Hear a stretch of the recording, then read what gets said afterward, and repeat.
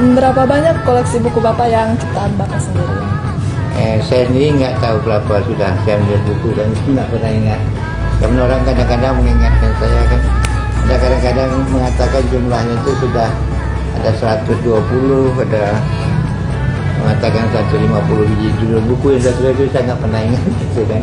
Karena buku saya terbit di Indonesia, di Malaysia, di Singapura dan lain-lain. Jadi dan sama-sama saya menulis beberapa buku, yang alhamdulillah sampai saat ini buku yang sudah saya tulis itu banyak di sana, termasuk buku-buku yang kecil-kecil ya. Itu yang saya lakukan di sana. Saya bukan sebagai dosen biasa, tidak, saya memberikan saran-saran pendanaan di sana. Terus hasil karya Bapak sendiri yang paling populer itu apa? Saya nggak tahu, cuman orang kadang-kadang selalu menyebut buku tunjuk ajar Melayu itu kan.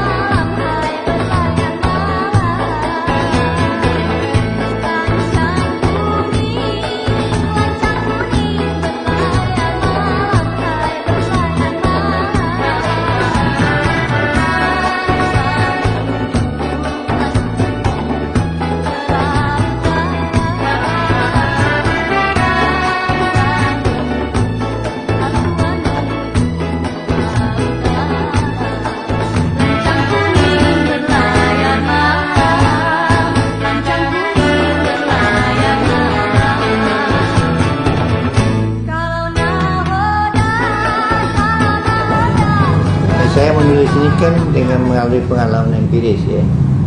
Saya dari kecil saya sudah dekat dengan kebudayaan Melayu ya, keluarga saya semua. Kemudian juga saya diperkenalkan dengan kebudayaan Melayu itu sendiri. Dan kemudian juga saya selama berpuluh-puluh tahun melakukan kajian terhadap kebudayaan Melayu ini. Jadi sudah lebih 40 atau 50 tahun saya berjalan dari kampung ke kampung ya, di alam Melayu ini mempelajari kebudayaan Melayu itu sendiri. Ya, itu alhamdulillah saya dapat mengumpulkan hampir 500.000 ungkapan-ungkapan Melayu ya, dan lebih 30-40 ribu pantun-pantun Melayu yang itu tersebar di seluruh dunia Melayu itu sendiri. Nah, dari pengalaman-pengalaman di lapangan itulah saya mengumpulkan berbagai-bagai khasanah budaya Melayu itu sendiri. Jadi kalau orang belajar di perguruan tinggi, saya justru belajar di bawah dalam masyarakat di akar umbinya itu saya belajar dari situ. Saya menimba ilmu dari masyarakat bawah, dari orang tua-tua di kampung-kampung, dari satu kampung ke satu kampung. Dan barangkali di Riau ini tidak sampai dari 3.000 lebih desa di Riau ini, barangkali tak sampai satu desa yang saya belum sampai.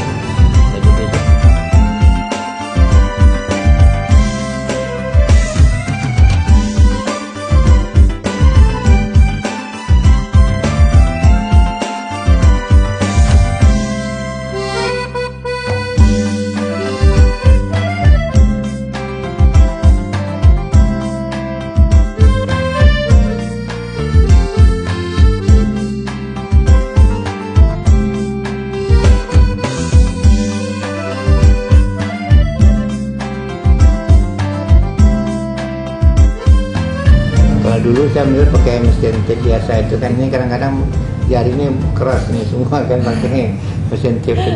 Saya biasa menulis mulai jam 10 malam sampai subuh. Nah, itu saya lakukan sampai berpuluh-puluh tahun menulis itu. Nah, sekarang kan udah pakai komputer kan, udah lebih mudah. Dulu tuh makan tip biasa. Jadi tidak bisa menentukan berapa lama satu buku itu biasanya. Kadang-kadang saya justru mengerjakan buku itu dua buku sekali dikerjakan. Jadi buku satu, buku dua sekali dikerjakan. Jadi penat menulis yang satu, pindah kepada buku yang kedua.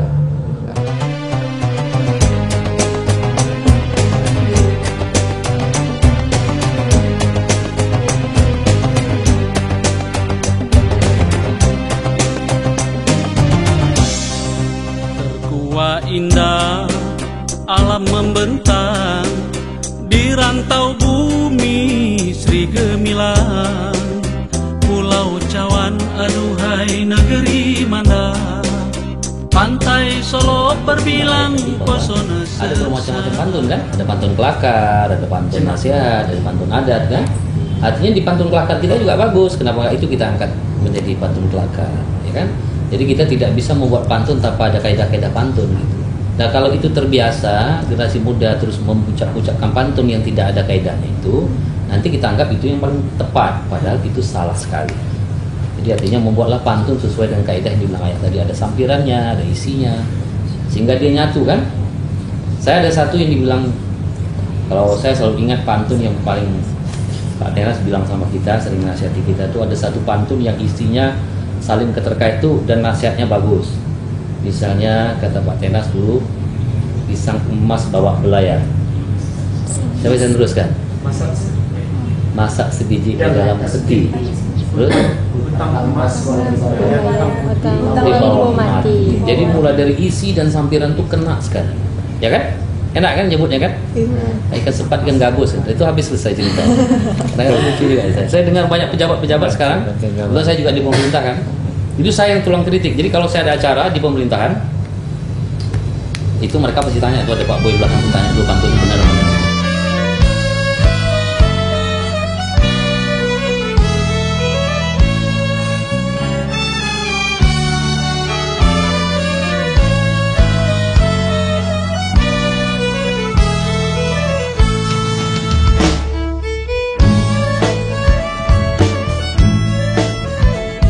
Ada banyak kaidah pantun, banyak dengan pantun. Jadi karena generasi muda itu sebenarnya pantun sudah menjadi konsumsi publik hari ini. Jadi presiden itu, pejabat-pejabat di Jakarta semua itu sudah membiasakan diri sekarang melapas, karena pantun itu ada nasihat, ada pandangan, ada segala macam kan.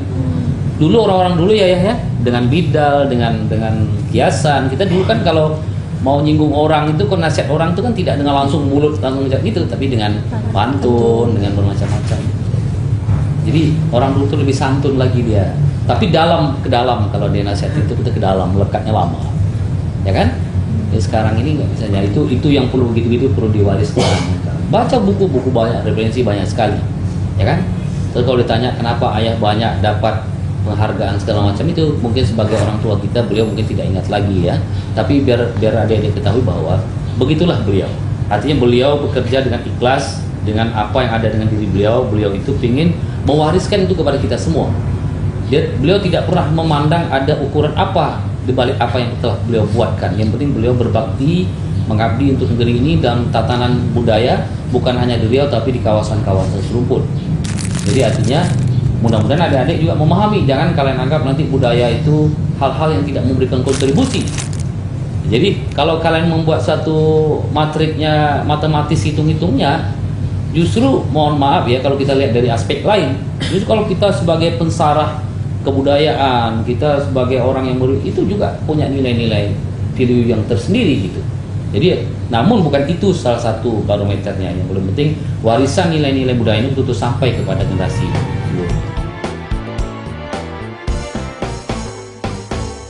nasihat. Nah kemudian juga mereka memberikan kebebasan. Ada kebebasan diberikan kepada mereka semakin meningkat. Jadi misalnya dikatakan, apa guna nak pasang pelita kalau tidak dengan sumbunya? Apa guna nak bermain cinta kalau tidak dengan sungguhnya? Jadi boleh bergaul tapi bersungguh-sungguh kan. Kata pekerjaan itu pekerjaan yang serius gitu kan.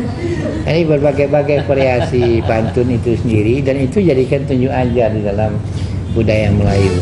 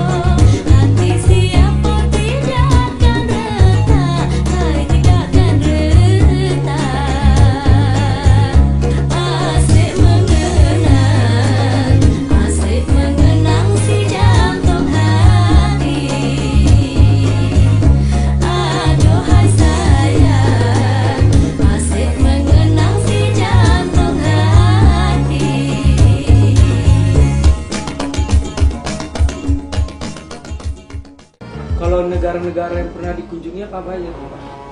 Ya kecuali Amerika lah dengan Australia aku belum sampai lain itu lah. Oh, berarti kalau lain-lain itu udah Pak? Udah. Wow.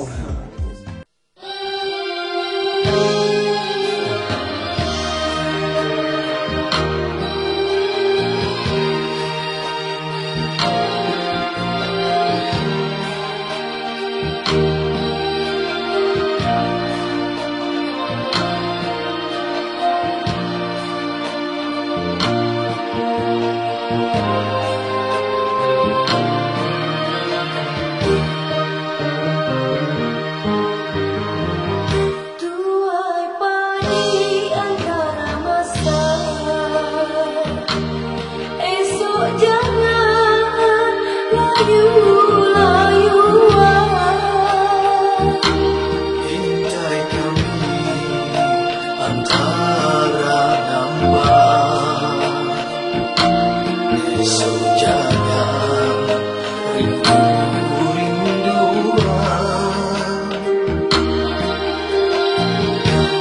Anak cinta